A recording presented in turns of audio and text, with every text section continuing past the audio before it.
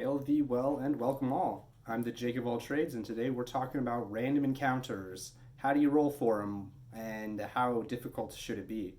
Stay tuned and find out.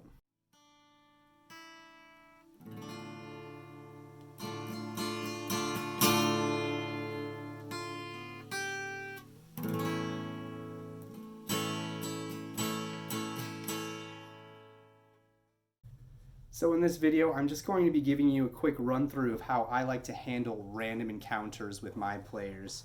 And I kind of follow the Colville method, where I use a d12. They roll a d12 every night that they're out in the wilderness or in a dungeon or something like that to determine whether or not there's going to be a random encounter.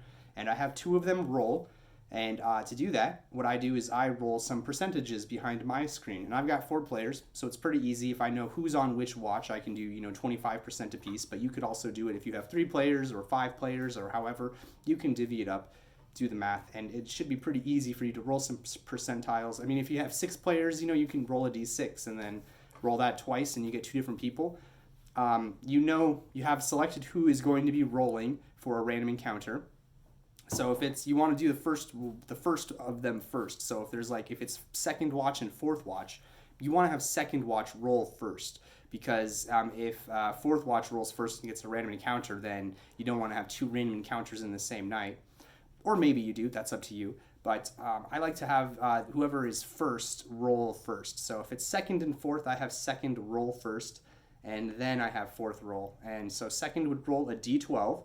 And if they're in the wilderness, like uncharted civilization, there's a random encounter on an 11 and on a 12.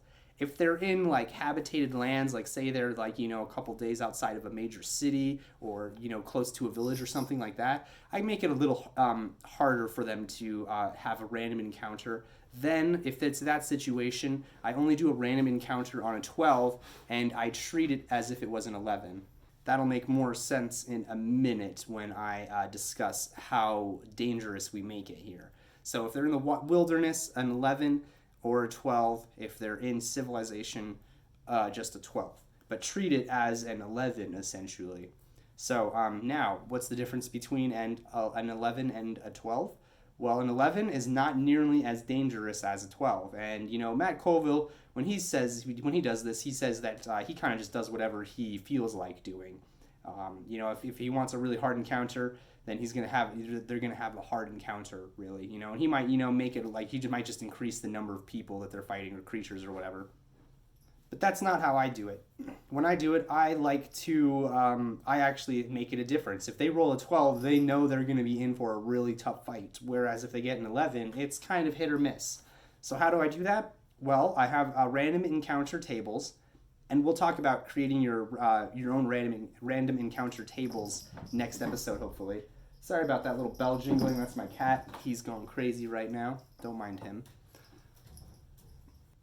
So we have a random encounter table, and that's like a set of encounters. I typically do like 20 some odd encounters spread out across, like 1 to 100%, all right? And if it's an 11, then there's a little bit of math that goes on here, so bear with me here. So say they roll an 11, I then have the person who rolled the random encounter also roll percentile die to see what comes up on the random table. So they roll their percentile die, and if they get more than like a 50 or a 60 on an 11, then I subtract like 30 from what they rolled. So say they roll like a 72 on a random encounter 11. I will take 72, subtract 30, that makes 42, and then I look at my random encounter card to determine what is at 42%, that's what they're going to be fighting, okay?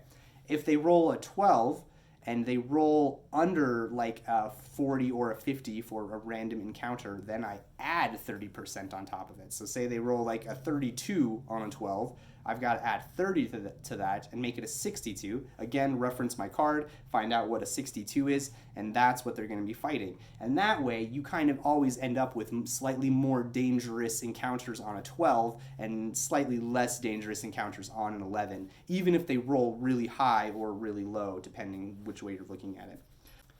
And so that's how I like to do random encounters. Hopefully that's pretty short and sweet, and you'll be able to make use of this and it'll find some room at your table Like I said, I'm hoping next episode that we will be able to make a random encounter table. I'm not going to make like a full, 100% 20 odd random encounters. That's just way too long. I'm thinking we'll do like maybe a 12. And those can also be nice because if they roll for a random encounter on the D12, then you just have them roll the D12 again. I've done that a couple times in areas where I've been kind of pressed for time to come up with some random encounters, or I want like a more narrow set of encounters that they have to face.